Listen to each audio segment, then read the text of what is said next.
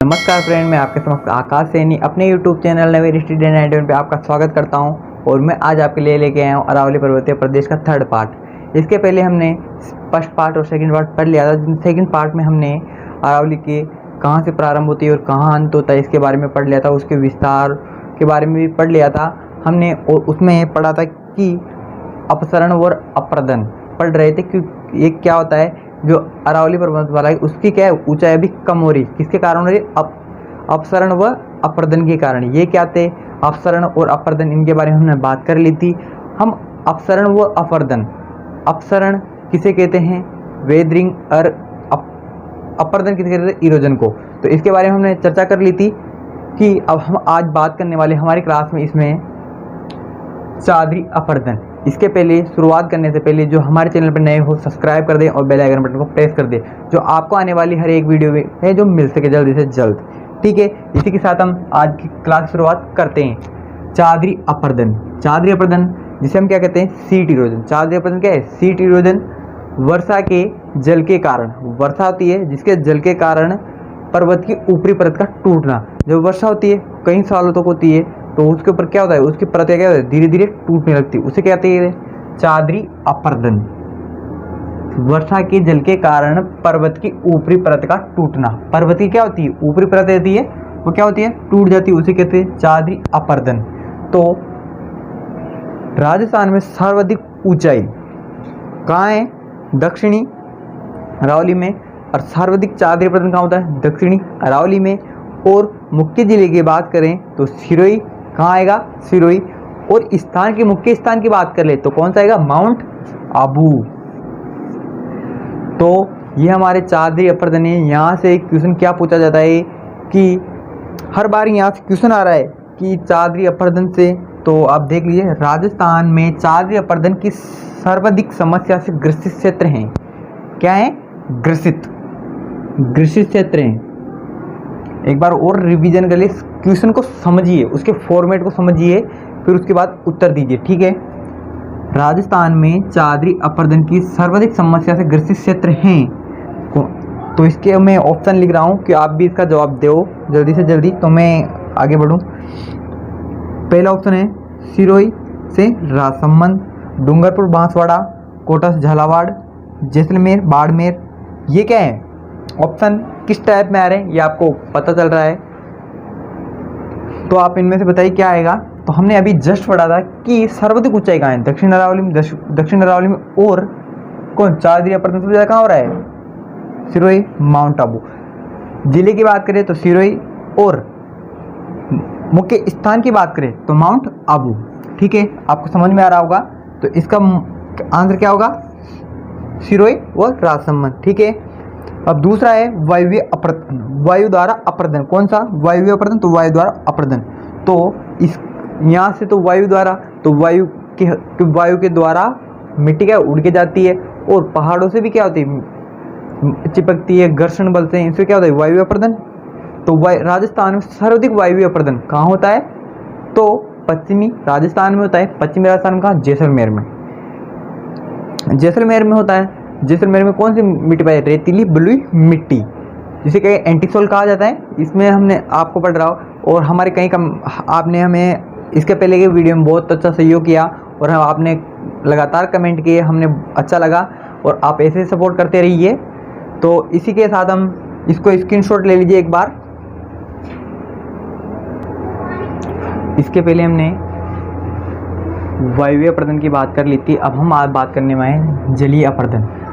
जलीय अपर्दन क्या होता है? नदी जल के द्वारा अपर्दन। क्या है? नदी के पानी के द्वारा अपर्दन होता है, उसे क्या कहते हैं? जलीय अपर्दन। नदी द्वारा है। तो अब देखिए, राजस्थान में जलीय द्वारा सर्वाधिक अपर्दन कहाँ होता है? सर्वाधिक नदियों द्वारा ही होगा अपर्दन।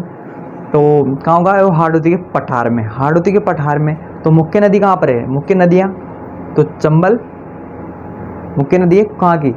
हाड़ौती के पठार की। तो हाड़ौती मुख्य नदी को कहाँ पर है? कोटा।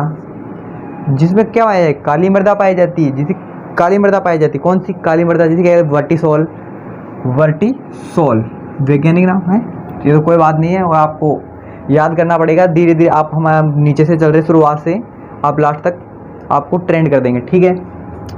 अरावली पर्वतीय प्रदेश में धारवाड़ कर्म की आग्नेय चट्टानें आंतरिक आग्नेय चट्टानें और ग्रेनाइट चट्टानें, आंतरिक आग्नेय और ग्रेनाइट चट्टानें पाई जाती है। कहाँ पाई जाती है? अरावली पर्वतीय प्रदेश में कौन सी चट्टानें पाई जाती है? धारवाड़ कर्म की आग्नेय चट्टानें पाई जाती हैं। आपको समझ में आ रहा होगा। अरावली पर्वतीय प्रदेश में धारवाड़ कर्म की आग्नेय चट्टानों में धात्विक क्या पाए जाते हैं? यहाँ पर धात्विक खनिज, सर्वाधिक धात्विक खनिज कहाँ पाए जाते हैं? अरावली पर्वतीय प्रदेश में। ठीक है, आपको यहाँ पर से क्वेश्चन भी पूछा जा सकता है कि सर्वाधिक धात्विक खनिज कहाँ पाए जाते हैं और भंडार कहाँ है? तो अरावली पर्वतीय प्रदेश में। ठीक है, क्या है? अरावली पर्वतीय प्रदेश में धारवाड़ कर्म की आग्नेय चट्टानों में धात्विक खनिज का भंडार है। ठीक है, तो कौन कौन से हैं? लोहा आयशक, सर्वाधिक लोहा आयशक, मैग्नीज ये पाए जाते हैं। तो लोहा आयशक कहाँ पाया जाए? मोराइजी, बानोल, जो मध्य अरावली, कौन सी?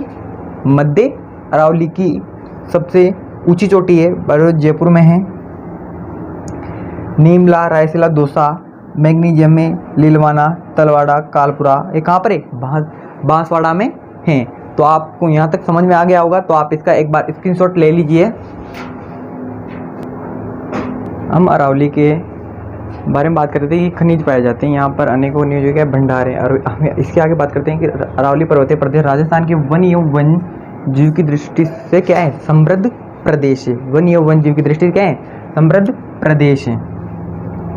तो यहाँ पर पूछ लिया जाए राजस्थान में सर्वाधिक वन विस्तार वाले जिले कौन से? सर्वाधिक वन विस्तार वाले जिले, तो पहला उदयपुर, प्रतापगढ़, अलवर, सिरोही।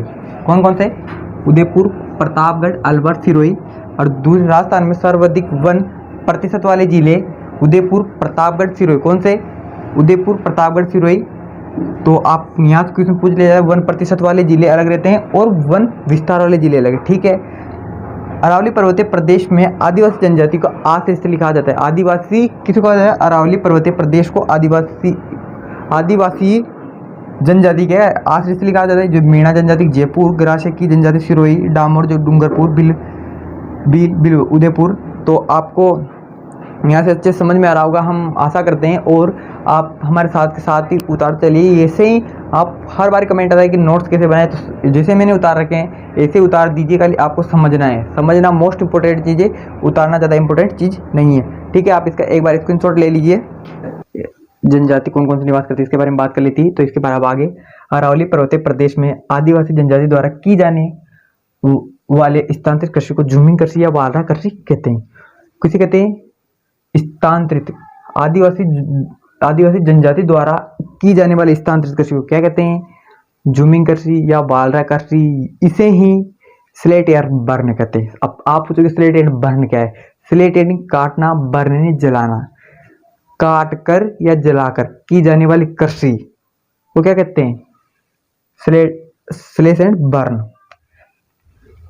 तो वालरा किसे कृषि कहते हैं? ग्रास्य जनजाति द्वारा की जाने वाली स्थानांतरित कृषि, एक या 2 या 3 साल तक लास्ट रहकर की जाने वाली कृषि क्या कहती है?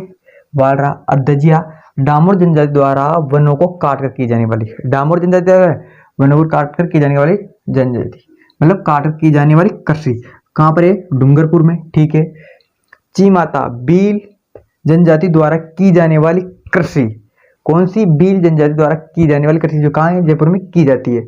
अरावली पर्वतीय माला राजस्थान की अधिकांश नदियों की उद्गम स्थली है। और यहाँ से राजस्थान की अधिकांश नदियों की उद्गम स्थली लूनी नदी, लूनी, अजमेर और बाणगंगा, बेसिन, वो ऐसे मतलब कई नदियों की है उद्गम स्थली है। अरावली पर्वतीय प्रदेश में लाल मृदा या पर्वतीय मृदा, पर्वतीय मृदा पाई जाती है, जिस किसके लिए? मक्का के लिए उपयोगी होती है। तो यहाँ से ऐसे पूछ लिया जाता है कि राजस्थान में सर्वाधिक मक्का उपजाऊ वाला क्षेत्र तो कौन सा है? उदयपुर। तो मैं आशा करता हूँ कि आपको एक क्लास समझ में आए। जो हमारे चैनल पे नए हो सब्सक्राइब करें, बेल आइकन बटन को प्रेस कर दीजिए, जो आपको आने वाली हर एक वीडियो मिल सके। थैंक यू, धन्यवाद।